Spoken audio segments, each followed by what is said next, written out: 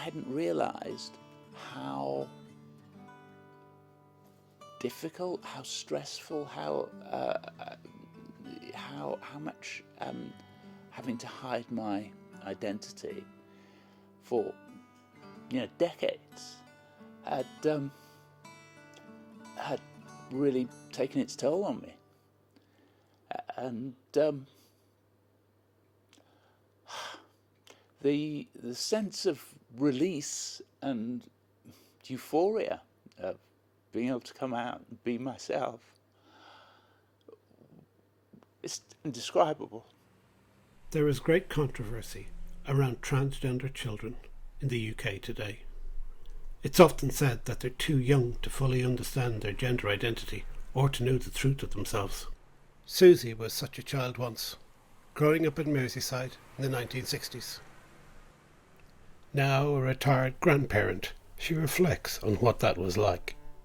It may have gone back earlier, but I definitely remember feeling at the age of 5, when I was sent off to primary school, that I really didn't fit in, and because that was the first time I really encountered really organised gender segregation on a sort of massive scale, because it was very much, boys wear this uniform and the girls wear that uniform, and even though it wasn't actually a rule in the classroom, all the boys sat on one side of the room and all the girls sat on the other side of the room. And one time when I sat next to one of the girls in the class, I got such hell, and I so wanted to sort of be, part of the kind of girls' social networks in the playground, but I couldn't really do that. I didn't feel connected with the boys. It was very difficult. I felt like God had played a horrible trick on me. I felt like I'd been sort of picked for the wrong team. I was brought up in quite an observant sort of traditional Catholic family. Drilled into me to kind of say my prayers every night, and so every night throughout my whole childhood, sorry, can I take a break? And I remember right through my childhood, my prayer before I went to sleep was, please God, make me a girl. Trans adults often report having known from early childhood that something wasn't quite right. Susie had a clear understanding of why and did what she could to try and feel at peace with herself. When Susie was young, there was no health care available for transgender children. That care is available now from the NHS, but with waiting times of 2 years and more, for a great many young people it comes far too late. The Good Law Project has taken legal action in an attempt to remedy that. Good Law Project has a team of 7 or 8 people. We try and work for communities that are often ignored by broader media, and we've spoken a lot together about the plight, the real difficulties that transgender children face in the UK at the moment. We're all of the same mind that this situation, sort of unique in England, which is a real international outlier of trans kids' medical needs being this huge political battlefield, so that doctors are afraid to treat, therapists are afraid to listen, insurers are afraid to insure, because they know that they will face a barrage of complaints from people who have very strong political opinions about how children should be heard and should be treated, is not something that's in the interests of kids, not something that we want to stand by and do nothing as it continues. Much of the contentious politics around transgender children's access to healthcare centres on puberty blockers. Prescribed by the NHS to delay puberty in some young children for whom it starts distressingly early, and to some transgender children to give them time to think. If you don't manage to pause your puberty, which is a great option now for sort of contemporary trans young people, if you don't have that opportunity, then there's an awful lot of work to be done, remedial work, and the older you are when you transition, the tougher it is. And so I only transitioned about 2.5 years ago. So after a sort of, almost a lifetime of, the ravages of testosterone, and you have to fix everything. So, I've had surgery on my face to make it, a bit more feminine. I've had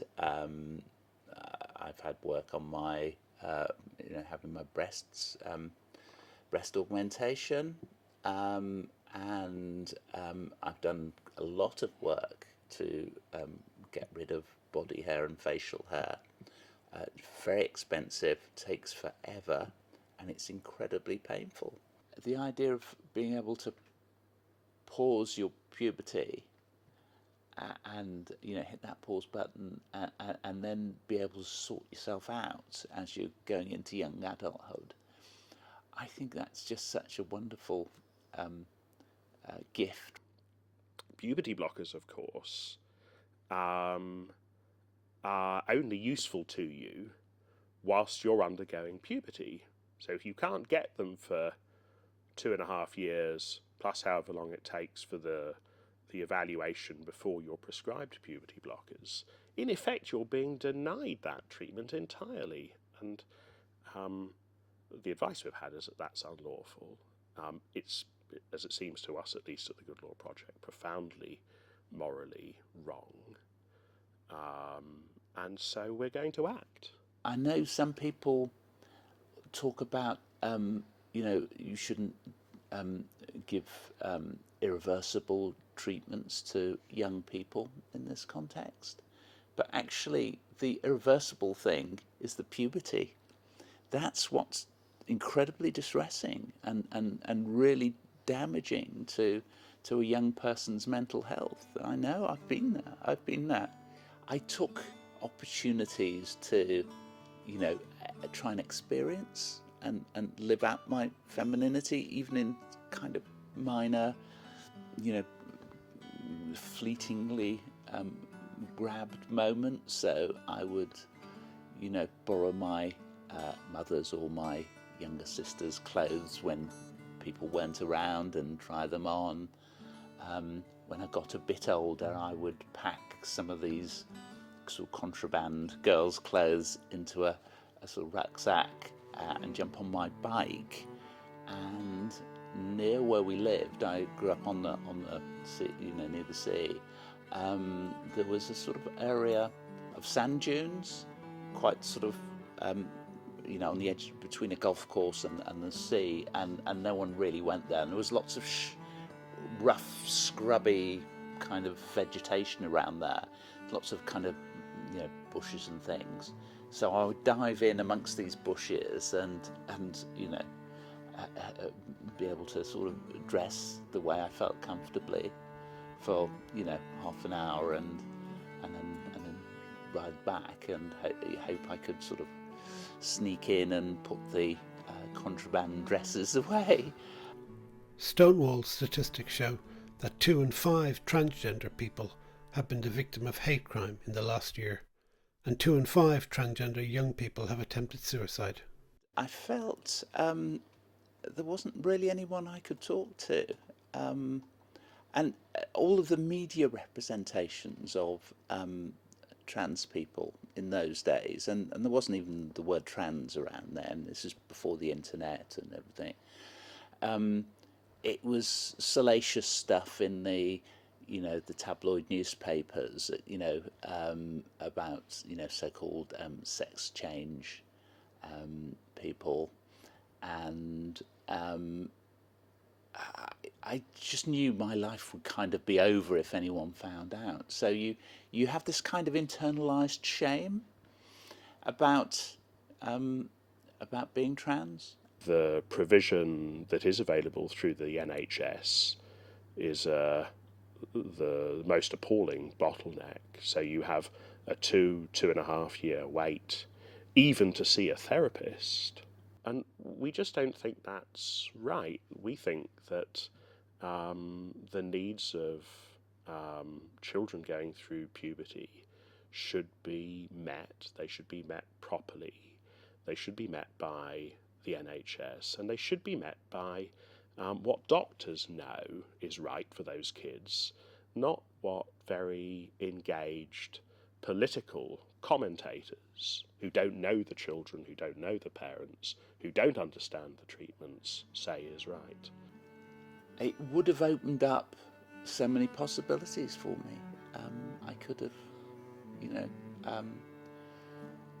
lived my life as, as the authentic, real me. And the great joy for me is that all of those relationships, close family relationships, my 3 wonderful children, old school friends, they all accept me and support me. And that's been actually the biggest joy of coming out.